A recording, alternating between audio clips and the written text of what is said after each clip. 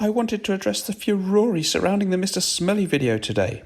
The tonality and content smacked of desperation and a man who truly doesn't have confidence within himself. Pathetic memes and jokes centering around puerile content. You listen to me, Sunshine. Sunshine? I will not have a little toe rag like you come out here and besmirch me. Always happy to accept criticism of my videos. Yes, the jokes are puerile, i.e. childish and silly, but not nasty. I have invited the said individual to appear on my channel to discuss his objections. He declined. I declined as not to give you a larger platform. Hopefully you will produce content for your community, which is focused on fragrance and not your immature, vile sarcasm, lifestyle and opinions.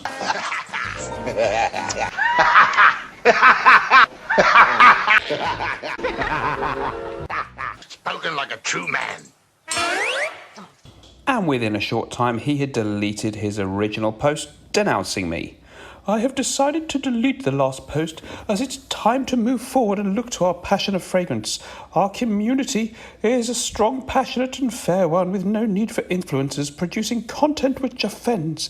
Many thanks to everyone for your support. Best wishes. You can leave now. But shut up! Bugger off! But bugger off!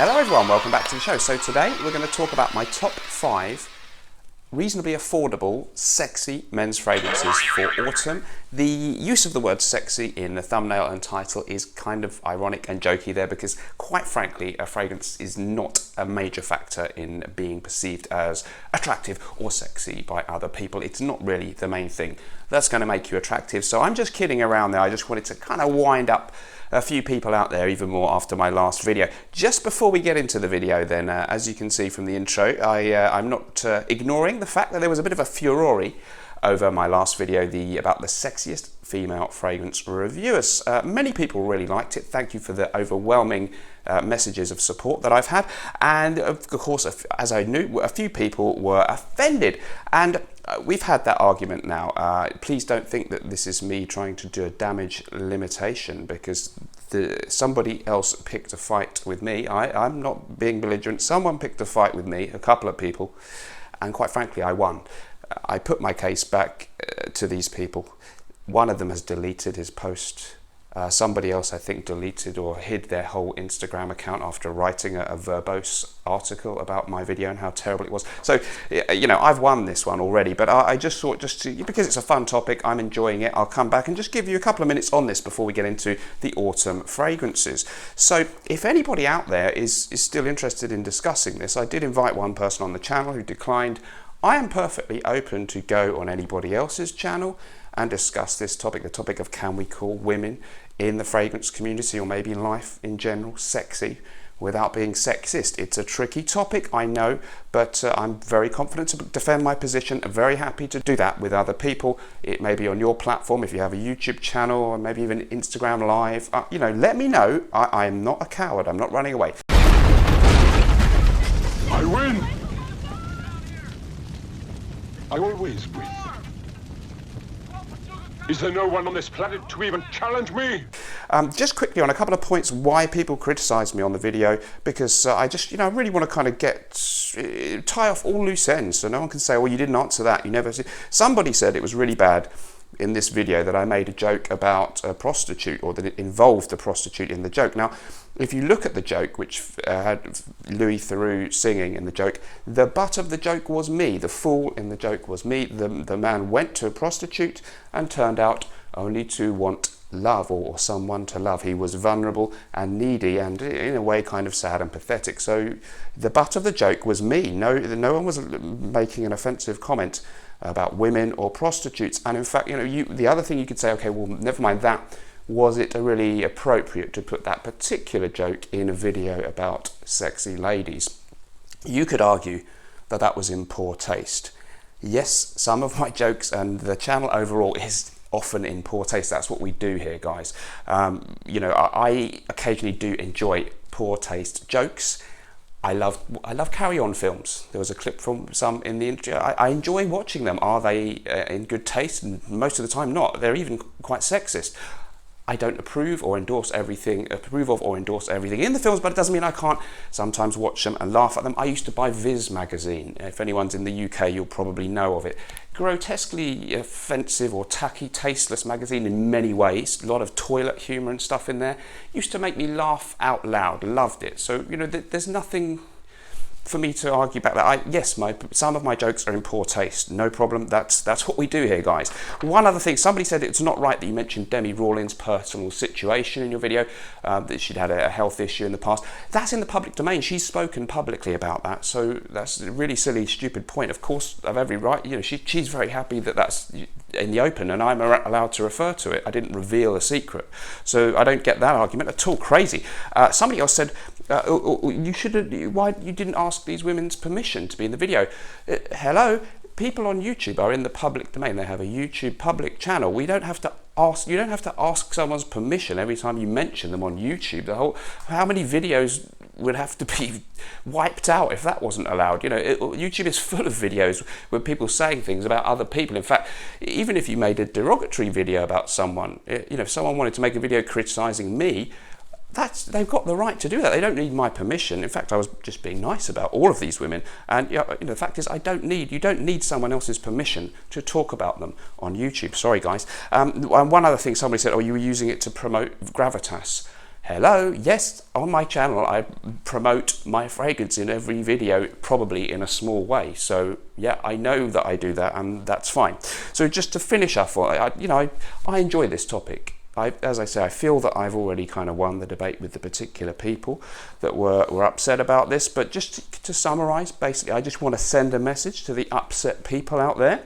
And the first thing is, you've got a right to your opinion. And if you thought the video was bad, you're right. You've got every right to your opinion, but you don't speak for everyone. In fact, you clearly do not speak even for all women or all women in the frag comp. In fact, you don't even speak for all people who are in favour of greater equality between the sexes. There are many philosophies out there which are very strongly advocating in favour of increased equality between men and women, and people who are very aware that that doesn't exist yet, and I absolutely acknowledge that, but who would still allow for the possibility that one might refer to a man or a woman as sexy without that being an act of oppression. Thank you. That's enough of that. Let's get into the actual video. What was I talking about? Oh yeah, fragrances. I remember.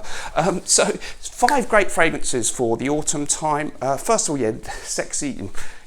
Being sexy. I have no idea how you should do that, and I don't care.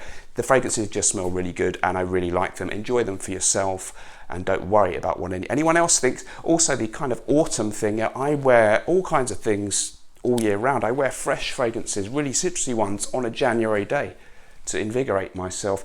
And on a summer's evening, I can still wear a really heavy, thick fragrance. So these have a kind of an autumnal feel about them. But the idea of a season-specific fragrance is dubious, in my humble opinion. Discuss in the comments. Let's go with the first one then. We're going to go with Lalique Pour Homme. Haven't featured this for ages. So these are all really affordable.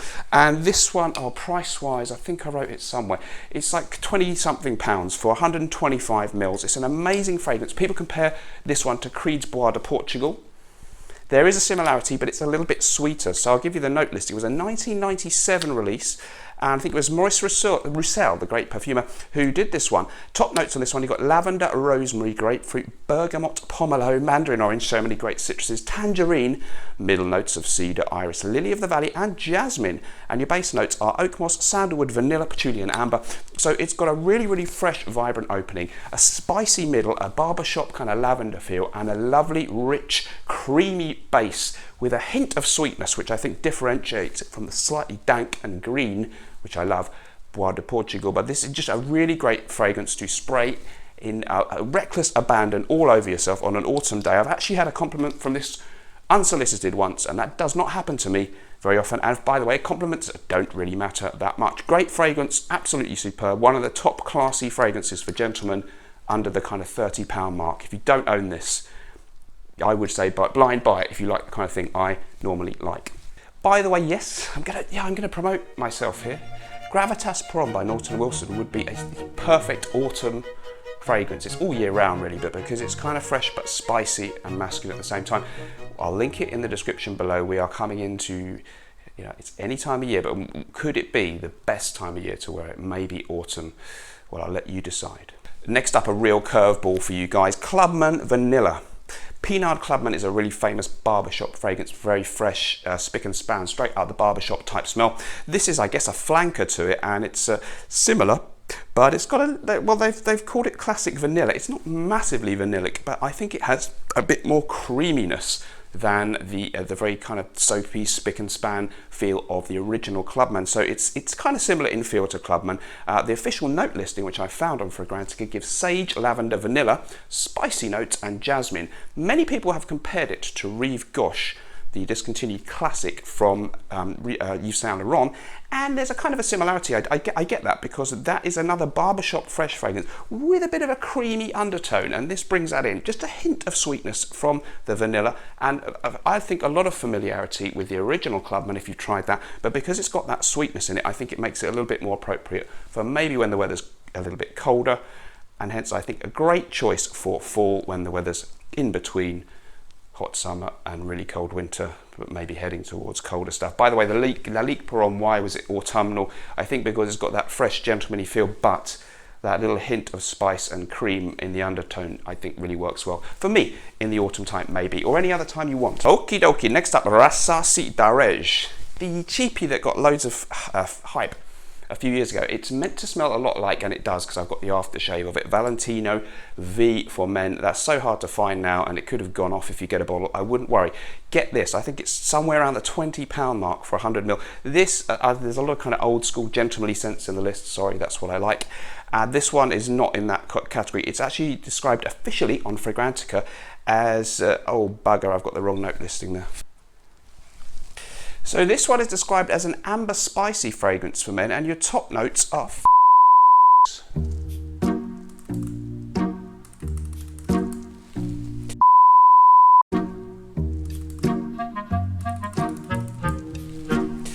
So this one is described as an amber spicy fragrance for men, whatever that means. And the notes in this one, you've got cumin, cardamom, and artemisia in the top. Then mid notes of rose and orris root, otherwise known as iris, and base notes of vanilla, tonka bean, amber, patchouli, sandalwood, and musk. So it's a really kind of little bit fruity, sweet, spicy, optimistic, happy smell. I don't know if it's classy, but it's got this fun factor, and it's kind of grown up but fun, and I was going to say sexy, but you can't say that anymore. It's banned on YouTube. Daarej Pour-Homme is a really great fragrance that just puts a smile on my face. It's kind of woody, spicy, a little bit sweet, bouncy, vibrant fruitiness, and it's a superb fragrance. Check this one out if you fondly remember Valentino V from the 90s, or was it the early 2000s? I don't. But I really appreciate this scent from the rather good house of Rasasi. Okay guys, next up we got Coveri pour Homme, or Enrico Coveri pour Homme. Thank you to a number of other reviewers who helped me find this one. This is absolutely great if you like your old school gentlemanly, green, slightly piney and woody fragrances. First launched way back in 1984. I never tried a vintage one. Certainly the modern version works great for me, so don't worry about, well, maybe it's been reformulated. Yeah, probably, who cares? It's a woody aromatic, they say, whatever that means. And it's what, a 1984, top notes lavender, tarragon, clary sage, nutmeg flower. What's that? Does anyone know? Bergamot, Brazilian rosewood, patchouli, sandalwood, geranium, cedar, leather, oak moss, amber, musk and tonka bean. So nobody else has said this, but I get a hint of Chanel and Teus about this one. I get a little tiny hint of Polo Green from Ralph Lauren, but it's got a lot of its own stuff going on too. Sort of a bright citrus with green notes in the opening, a definite piney tone. And then this kind of rather nice, warming, leathery, masculine base. It really is a very 80s style fragrance. Maybe if you like things like Boucheron pour Homme, which I also love, because that's leaning a little fresher and brighter, it might be ideal for the springtime. Whereas it's going a little bit more woody and masculine and rugged in the base. I think it works really well for the autumn time. But if you like Boucheron pour Homme, it gave me a little reminiscence of that, and that hint of the whatever it is that I really like about Chanel and Teus, which I'm not quite sure what it is. There's a hint of that in here too. So really great 80s classic, lovely 80s style bottle. And again, I can't remember the exact price, but I think it was sort of between the 25 and 30 pounds mark. Here in the UK, I hope you can easily find it if you're elsewhere in the world. Okay guys, so last but not least, it's just one of the top 10. Is it a designer house? Let's call Guerlain's mainstream line design one of the top 10 designer masculines of the 20th century, maybe. Habit Rouge from Guerlain, I think it was 1965 release, don't quote me. And it still holds up today. Again, modern version, don't worry about getting the the vintage. 1965, and it is, again, what do these definitions mean? Amber woody, apparently. Jean-Paul Guerlain, the perfumer, and the top notes are lemon, Brazilian rosewood, that's my favourite kind of rosewood, orange, bergamot, lime, tangerine, and basil. You've got middle notes of rose carnation, sandalwood, cinnamon, patchouli, jasmine, and cedar. And your base notes, vanilla, leather, amber, benzoin, oak moss, and labdanum. Really, really unique, remarkable smell. There is a citrus melange, as Max Forti would say in the opening, which I really enjoy. Straight away you pick up on a rather beautifully blended in rose note, which is lovely and can easily be a great thing in a masculine fragrance, a nice rose note. And then in the base you've got a sort of leather mixed with oriental, I think. I think this could be regarded, I would call this, which probably is very wrong, a citrus oriental fragrance, because oriental I think tends in fragrance to mean something a little bit more sweet and spicy. So it's got that beautiful freshness. It's then got this sort of complex mid with the rose. There's also carnation, so floral tones in the mid, very skillfully blended, so it still stays kind of masculine. There's jasmine in there too. And then it's got that famous, I think, the Guerlain, this kind of magical, just semi-sweet, classy, almost a tiny bit creamy, woody base that so many of their fragrances have. It's an excellent fragrance. I've actually, somebody in the supermarket, when you're doing scanning the thing, and they have to come and approve all my booze every day, and that's every day, believe me, it's just a lot going through. Then the lady said, "Oh, you smell nice. Didn't know me from Adam." So there's a good sign for me. Habit Rouge, excellent fragrance, again, because it's kind of a little bit fresh, but got that creamy, woody thing. I feel that is a good thing to go for in the autumn or fall time. So that's it. That's the end of the list, guys. Thanks ever so much for watching. I really appreciate it. We will see you in the next video. Remember, whatever you're doing in life, let's project. And sometimes life may stink, but we can always smell good.